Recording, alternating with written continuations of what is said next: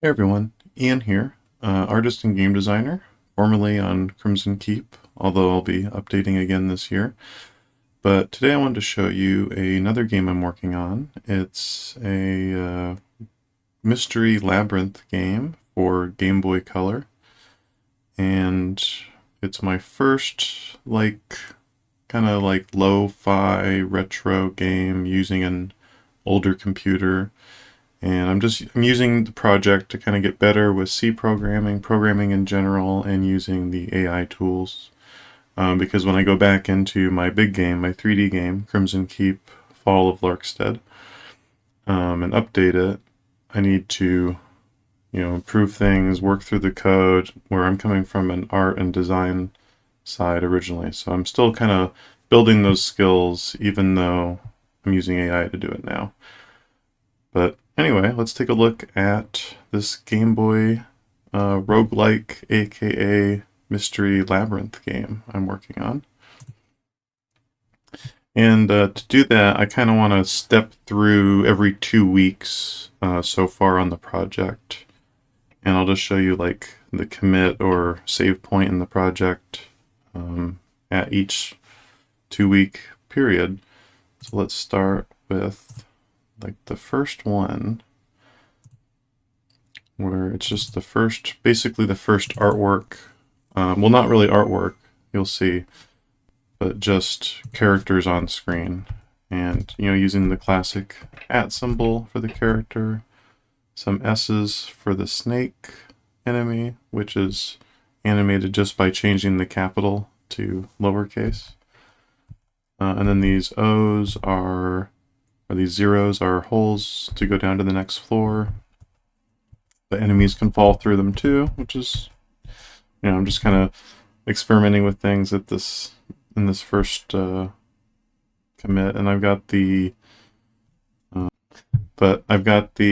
life bar and floor and things. And if you go down next floor, you get another random floor. In theory, I think at this early version, some of the randomness wasn't working all the way correctly. But yeah, you can see how primitive it started, and maybe there's one tile working, and that's that background tile. But yeah, let's look at the next one. Second one is called smooth scrolling.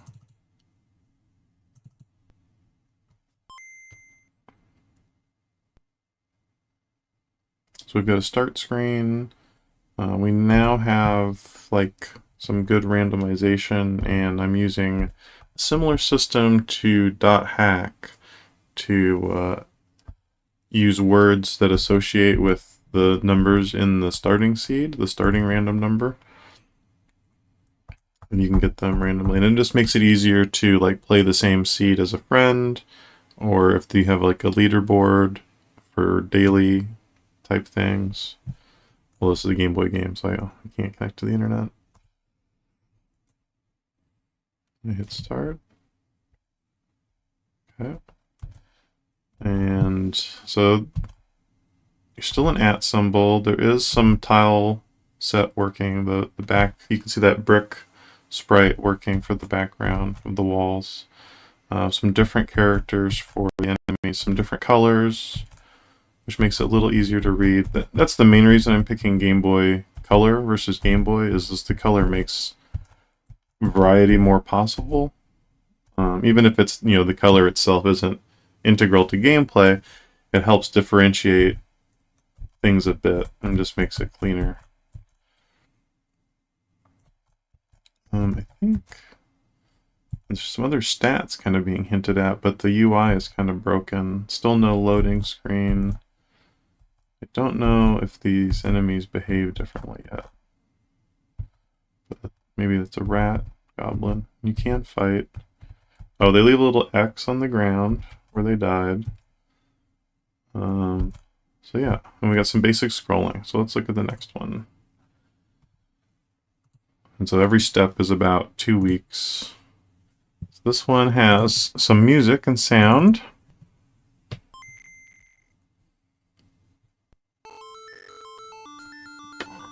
It's all placeholder music and sound at the moment. Not really happy with any of it. Probably gonna have some friends or someone help me make some music for it so that it's got some catchy or cool music. But right now we're just using some Bach. Okay, so the smooth scrolling seems a little better. You can move diagonal, it scrolls diagonal. Enemies. Oh, and the character and enemy now have a picture, a sprite. So a unique piece of art from the tile set being loaded. And so, I don't know if I mentioned it, but yeah, I mentioned that I'm trying to learn C and use C on this project. So we're only using GBDK, Game Boy Development Kit, and AI tools so far. And then the art I've done myself, just because it's so simple.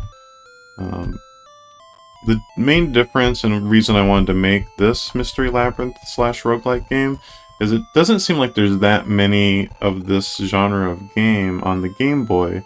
And then the ones that I did find use 16 by 16 sprites for most characters, and you kind of end up with chunky environments. And I wanted a more full roguelike Mystery Labyrinth experience where the rooms can be very different, big or small. The dungeon feels big and varied and interesting, and I felt like the existing examples were kind of chunkier, clunkier, and I was curious if I could make something like a traditional roguelike Mystery Labyrinth game. And so there's a spider with 2 frames of animation. And the UI is working a little better. We got hearts for the life and everything. So I think we'll move on to the next one. Let's step another 2 weeks. Okay, so we've got a little more polish. We have a better title screen here. With some flames, and that's all you need. Cool flames. Oh, we got skulls on the loading screen. We have a loading screen. We know the game isn't frozen. Okay, we got some pillars. Some, like, the background bricks look cooler.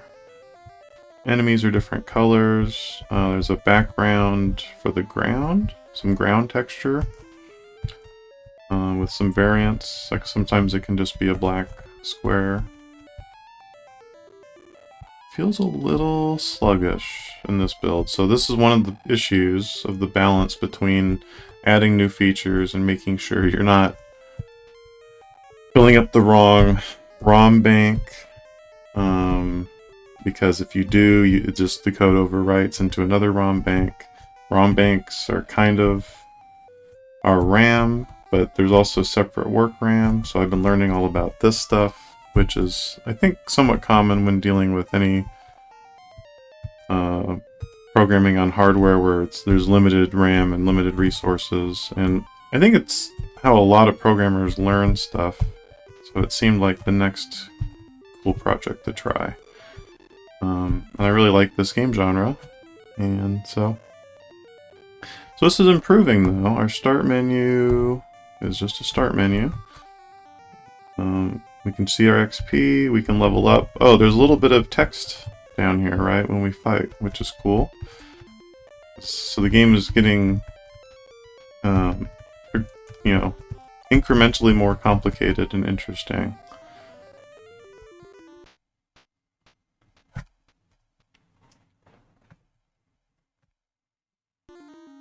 And the goal is to have a lot of variety and do, all the things that classic roguelike and Mystery Labyrinth games can do. My favorite that I play the most, or have played the most, is probably Dungeon Crawl Stone Soup. And it's snappy to play and fun. So I want the game to run faster than this. So let's look at the next build. Builds up to 0.5 MB now, and that's still true for the newest version. We got the same menu, same seed menu. Now you can choose a class.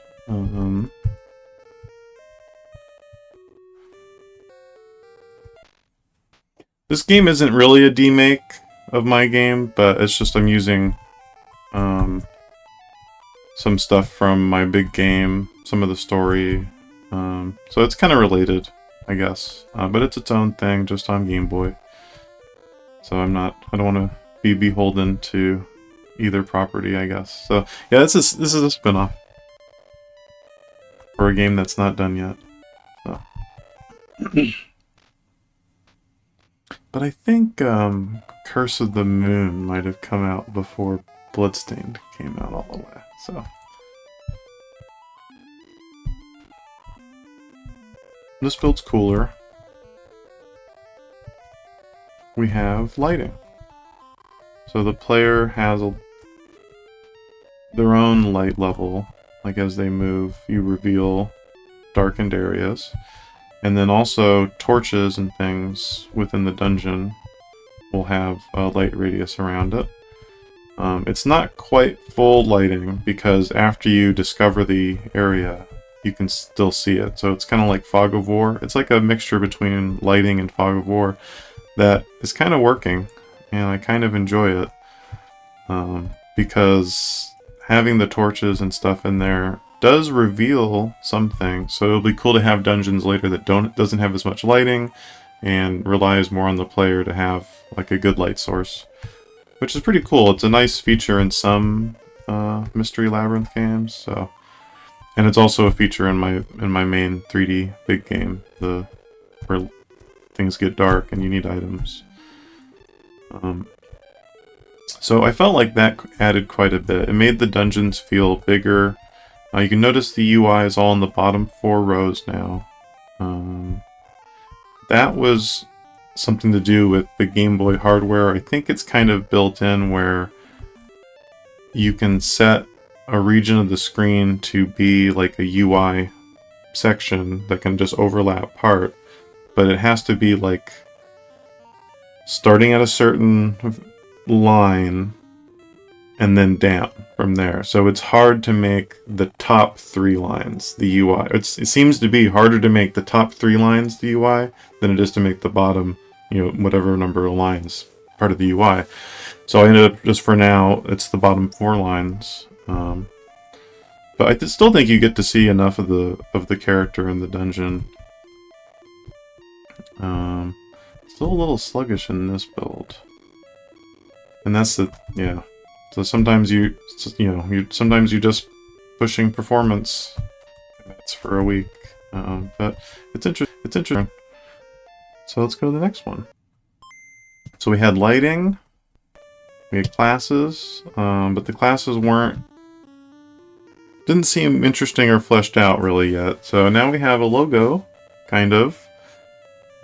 This will be better. I'm just now learning that your tile sets can go into different files, and that gets popped into separate ROMs. Right now we just have one big tile set, which I can show you guys.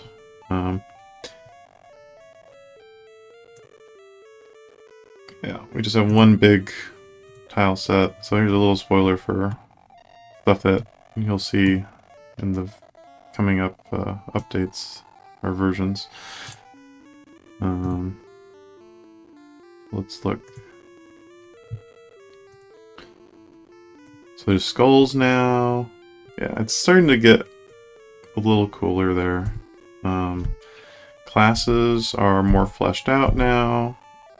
They each have an emblem.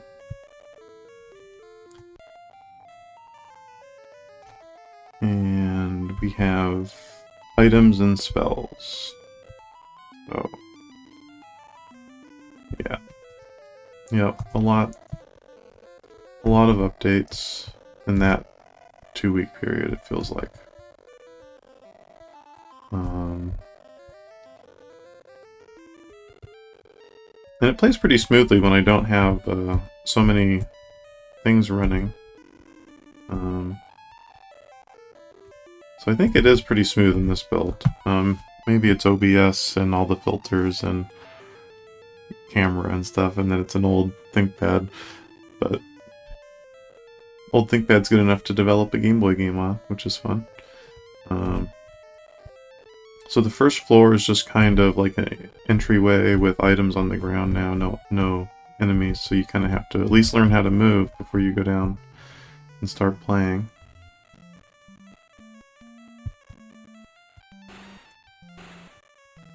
There's quite a bit more, like, oh, there's a bug here, you can't see the torch. Okay. It's a little more fun to fight stuff, though.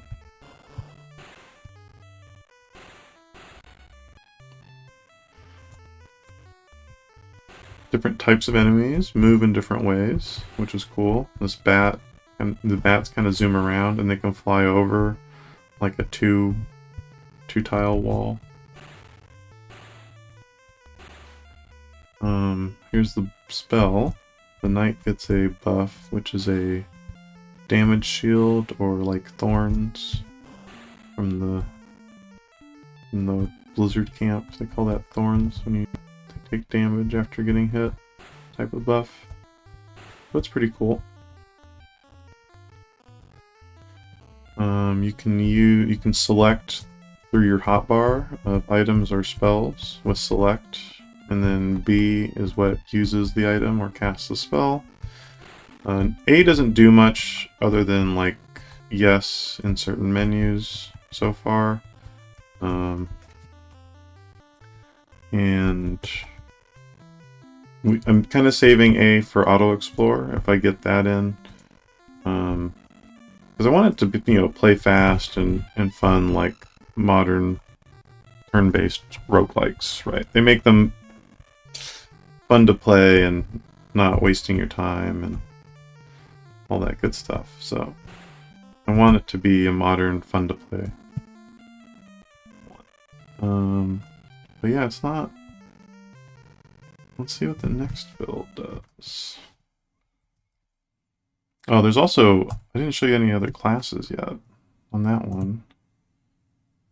I can show you some on this next one, but you can see the improvement each time. I'm trying to get, we got 2 minutes left to get every build here, and the final build. Let's pick a different class. Let's pick a witch, because the witch has ranged attack. So in this build, I got smooth text working for the story. And so all the content is generated from that starting random number or seed. And the fun part about that is you can generate everything from that. And that's kind of what No Man's Sky is all about, the procedural. Every planet has a different name and animal type and biome, etc. Or multiple. And so I just want to make one continent, I think, per run. And you get to see the Storm of Valid is the random continent name this time. So now you're a witch, so there's different, you get a different icon for different classes. Basic inventory in this one. Multiple types of items that work and do stuff. I do promise this is a little smoother by now when I don't have so many programs running.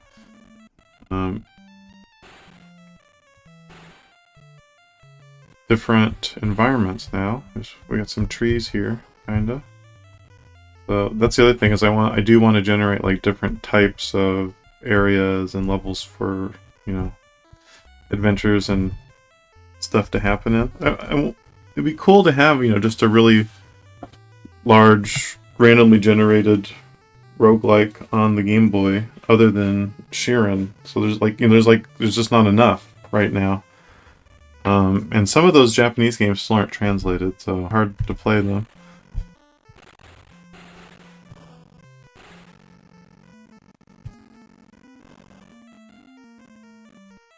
Oh, so here's how the spell works. It takes 1 turn for it to recharge.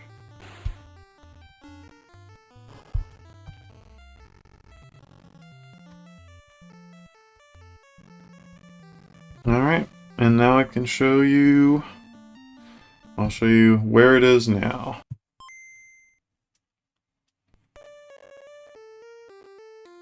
So this is it as it is now.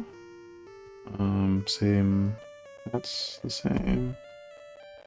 And I will show you the class I'm most proud of so far, because I didn't show you any pets yet, which is a feature in a lot of modern roguelike / mystery labyrinth games, is having minions, and you know that went into Diablo as well. So you need to support that as a feature, having minions or creatures or pets or things. And so the scoundrel starts off with a pet. And we're going to Storm Glennon. There's only one dungeon so far in the test version. Look at that, a sword. That's equipment. That means, yep, we got an item menu. And we can equip. And we have some stats. So that sword bumped our damage from 1 to 5. So you press select to cycle through the submenus and start to go back to the game at any point. And there's another item on the first floor. It's just items on the first floor to get you started. And we'll go downstairs.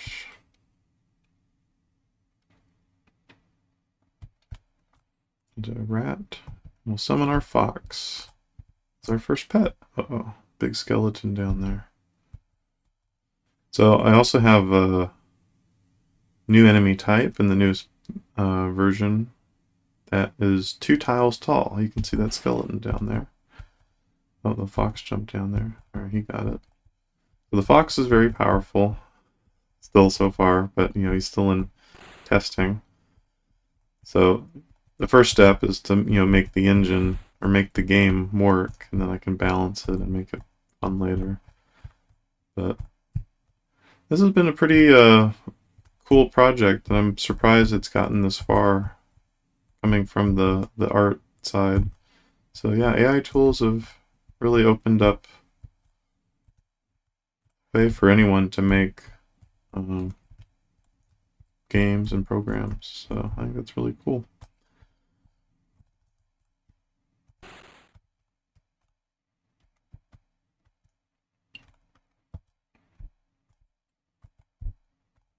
Anyway, hope you liked it, and let me know if you think it's cool for a Game Boy game or what I should improve.